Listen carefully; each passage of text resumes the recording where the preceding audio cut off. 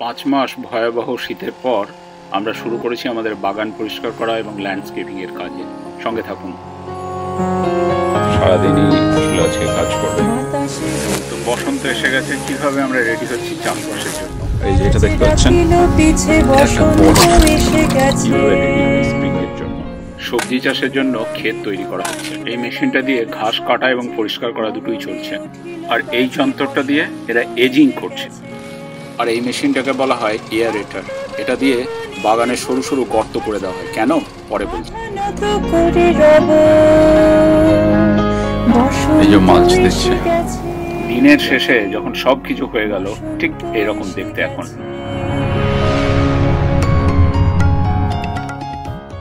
প্রবাসী টুকিটাকির আরো একটা পর্বে স্বাগত নিউ জার্সি থেকে। আজকে আপনাদের দেখাচ্ছি যে সারা শীতকাল ঘুমিয়ে থাকা ঘাস বা আমাদের বাগানকে কিভাবে আমরা জাগিয়ে তুলি এই বসন্তের শুরুতে। সঙ্গে থাকুন, আশা করছি আজকের এপিসোড আপনাদের ভালো লাগবে। উইন্টার শুরু হওয়ার আগে একটা ফার্টিলাইজার দিই, যেটাতে ঠিক ঘাসগুলোকে বাঁচিয়ে রাখতে পারে সেই জন্য। আবার আমি মার্চ মাসের প্রথম দিকেই একটা ফার্টিলাইজার দিয়ে দিয়েছিলাম, যাতে মানে টার্ফ বিল্ডিংটা শুরু হয়। তো সঙ্গে থাকুন, আশা করি আজকের এপিসোড আপনাদের ভালো লাগবে। আমাদের ল্যান্ডস্কেপার কিন্তু একদম সকালবেলাতেই এসে কাজ শুরু করে দিয়েছে। গাছপালাগুলোকে, যেগুলো শ্রাব কিংবা ছোট গাছ যদি থাকে, সেগুলোকে একটু ট্রিম করে একটা সুন্দর শেপে নিয়ে আসার চেষ্টা চলছে এখন এখানে। আর এখানে অন্য একজন লোক, যেখানে আমরা চাষ করি, সেই চাষের মাটিগুলোকে একটু ওলট পালট করে দিচ্ছে। এখানে অনেক এমনিতে উইডস বা আগাছা জন্মেছিল, সেগুলোকে উপড়ে দিয়ে এই যে মাটিটাকে একটু ওলট পালট করে দিচ্ছে। ফলে আমাদের গ্রীষ্মকালে যখন আমরা চাষ করব, যাতে মাটিটা উর্বর থাকে এবং ওই উইডসগুলো যেন চলে যায়। এদিকে ট্রিমিং বা গাছের পাতা কপচানোর কাজও কিন্তু চলছে এই মেশিন দিয়ে। প্রত্যেক বছরে গাছগুলো বাড়তে থাকে এবং ডালপালাও গজায়। যদি ডালপালাগুলোকে বেশি বড় হতে দেওয়া হয়, তাহলে কিন্তু এই গাছগুলোকে এরকম সুন্দর শেপ করে কাটা যাবে না। নাহলে এরকম উল্টানো ডিব্বার মতো সুন্দর শেপে কিন্তু আনা যাবে না।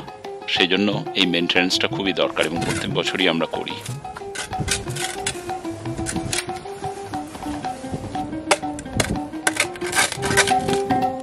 এই ল্যান্ডস্কেপিং কোম্পানির সঙ্গে আমাদের একটা চুক্তি করা হয়েছে। সেই চুক্তি অনুযায়ী এই বাগানের জন্য ক্ষেত তৈরি করে দেওয়া, যাতে আমরা সামনে বছরে তরি তরকারি লাগাতে পারি।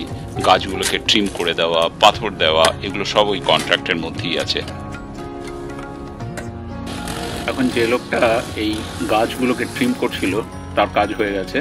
সে এখন যে কাজটা করছে, এটাকে বলে এজিং। তার মানে হচ্ছে ধারের দিকের ঘাস, সেগুলোকে ঠিকঠাক ঘাস কাটা মেশিন দিয়ে কাটা যায় না। সেই জন্য এরকম একটা ছোট্ট যন্ত্র আছে, এর মধ্যে একটা স্ট্রিং আছে, ওই প্লাস্টিকের 9 হলের স্ট্রিং, ওইটা ঘোরে এবং এই ধারের ঘাসগুলোকে পরিষ্কার করে কেটে দেয় এবং একটা লাইনও খুব ভালো করে হয়ে যায়। 2016 সাল পর্যন্ত কিন্তু আমি নিজেই ল্যান্ডস্কেপিং এবং এজিংগুলো করতাম। আমাদের সব টুলসও কিন্তু গ্যারাজে রাখা আছে।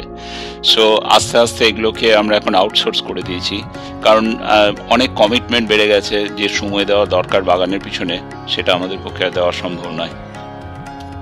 ক্লিয়ারলি একটা বাঁকা বা সলিড লাইন, যেটা ঘাস এবং আমাদের যে শ্রাব যেগুলো আছে, ওর মাঝখানে তৈরি করে দিয়েছে। দারুণ ওয়েদার, রোদ ঝকঝক করছে, কিন্তু -2 ডিগ্রি সেন্টিগ্রেড বাইরে, খুব ঠান্ডা। এইভাবেই ওসব এই ভেজিটেবল বেড বা ভেজিটেবল ক্ষেতগুলোকে তৈরি করে দেবে।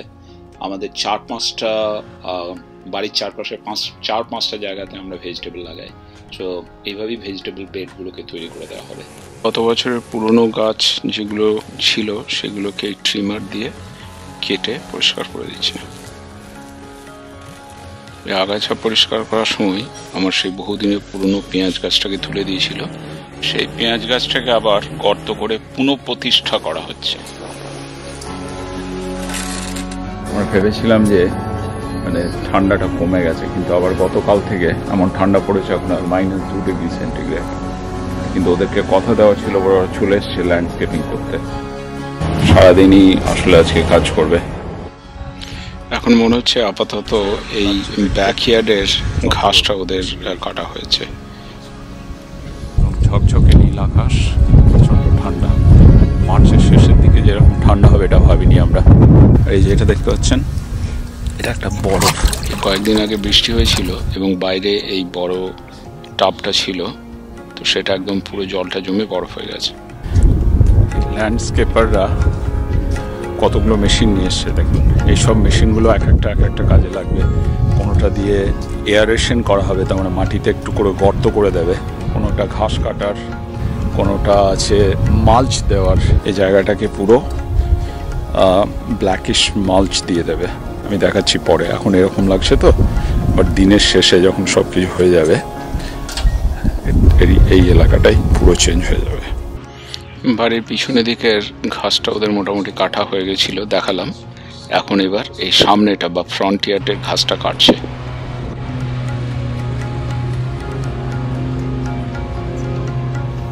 মালচ দেওয়া হয়ে গেছে।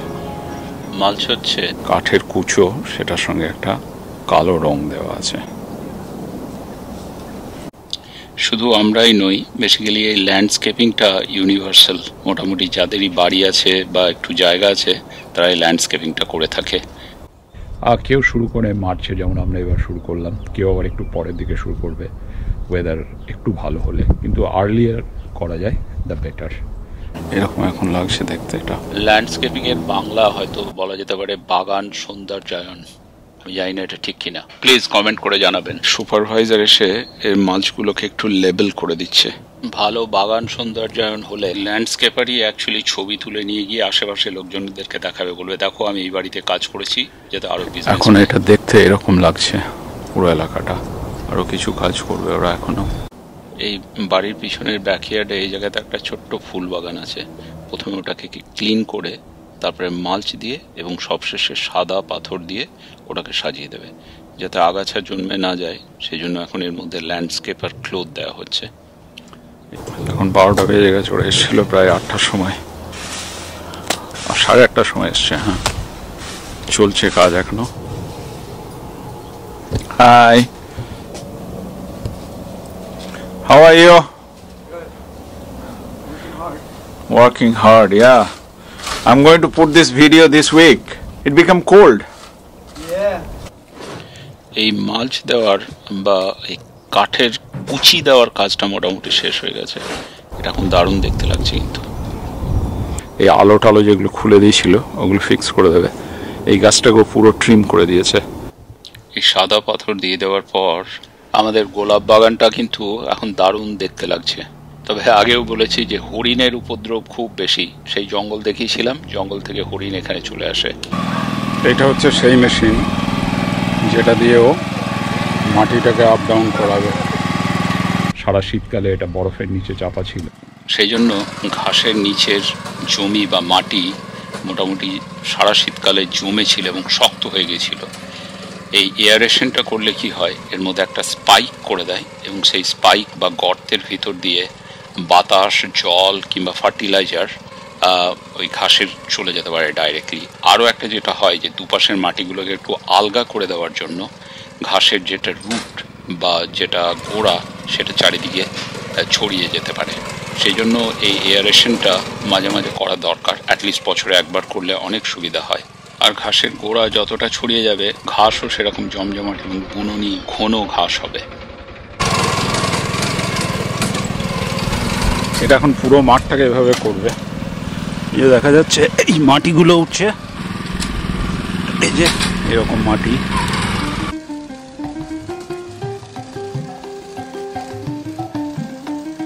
এই যে এরা এখন ঘাসের বীজ ছড়াচ্ছে পুরো মাঠে।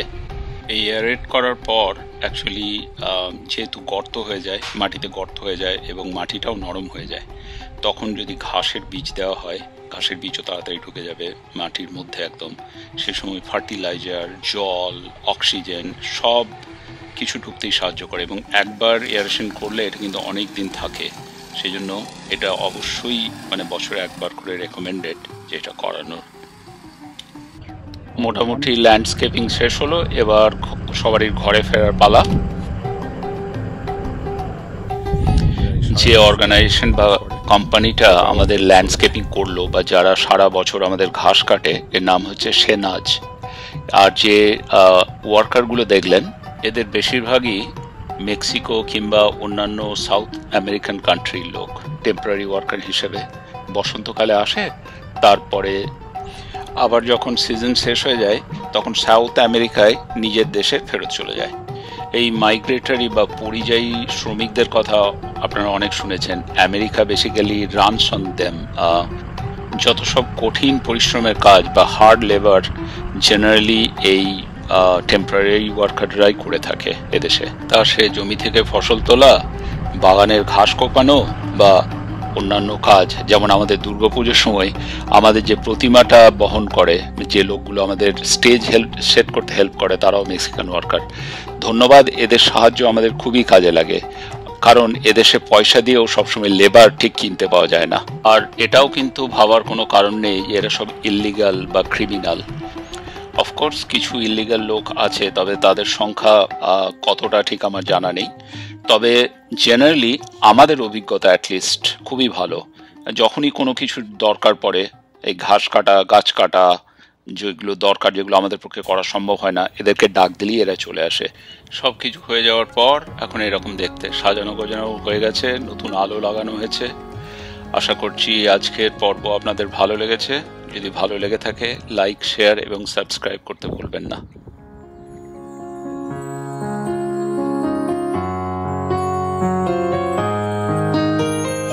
বাতাসে বহিছে প্রেম, নয়নে লাগিল নেশা, কারাজে ডাকিল পিছে, বসন্ত এসে গেছে।